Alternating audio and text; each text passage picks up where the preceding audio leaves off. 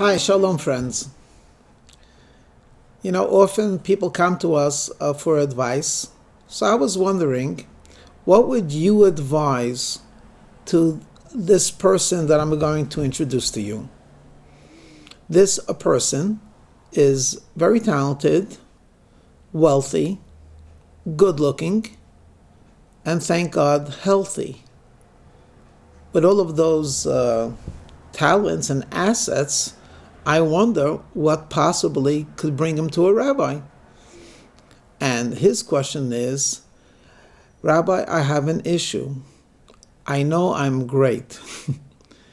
And I look down on people. I treat people politely, but somehow deep within, I look down on them. And I don't know how to overcome it. So friends, what would you advise? Well, I told the story. Some 180 years ago, I told the young man, there was someone just like you.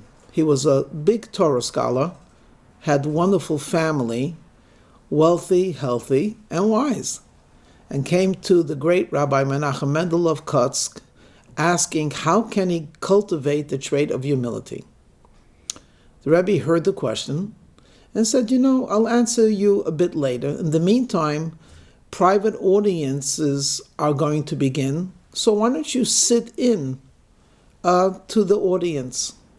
So the first gentleman comes in, a Torah scholar, comes into the Rebbe's room, and the Rebbe mentions, that's my young protege at the corner, and let's begin our conversation.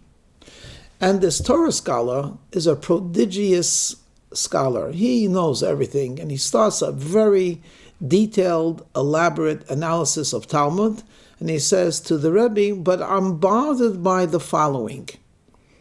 And indeed, it was a big question. So Reb Mendel looks at the young man in the corner, and he says, and what do you say?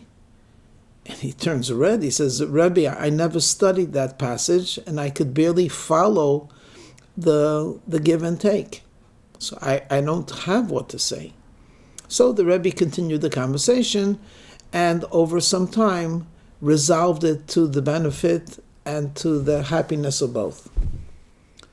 A second audience begins, and this one is a man who comes in and he's in business. And he explains to the Rebbe that he has a business opportunity. There's a pros and cons. He says the pros, he says the cons. He says, I'm in a dilemma. I don't know what to choose. So the Rebbe says, well, my young protege is in the corner. What do you say? What's your advice?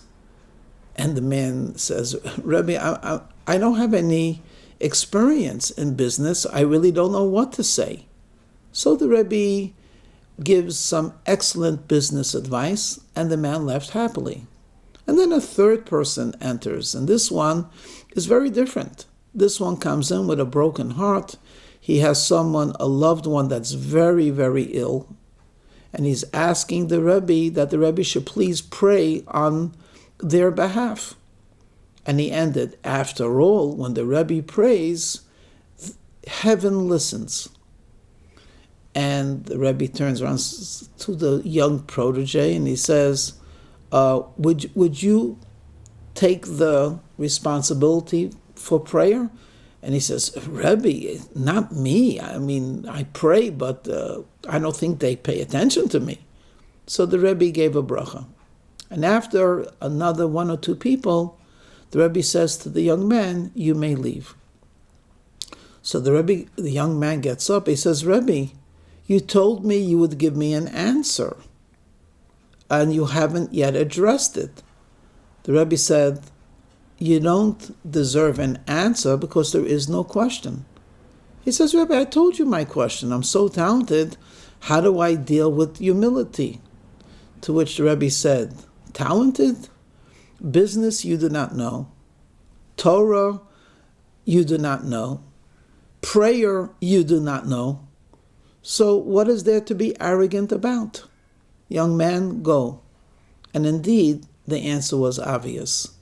When a person feels that they have so many assets to the extent that they look down on people, often The most obvious of all is you're not as smart as you think, you're not as good looking as you think, you're not as wealthy as you think, and in fact, you're not even who you think you are. There's a Yiddish proverb. The Yiddish proverb is, I'll say it in English, but it sounds better in Yiddish, and that is that when you have a tea kettle, if it's filled to the top and it begins to whistle, it's muted. But if you have it only half full, it begins to whistle, it becomes shrill. And if the less water, the louder the whistle. Why do I bring this up now? It's a cute story, and it's illustrative. We could learn things from it. But because actually the time for the campaign has begun. Yes, I know it's not going to be until another year or so until we actually vote for a president, but already there are people in italics that are running. And one thing that strikes me, it strikes me amazing, how each one is so arrogant. Everyone that's out there is saying they know, they have the solution, they understand.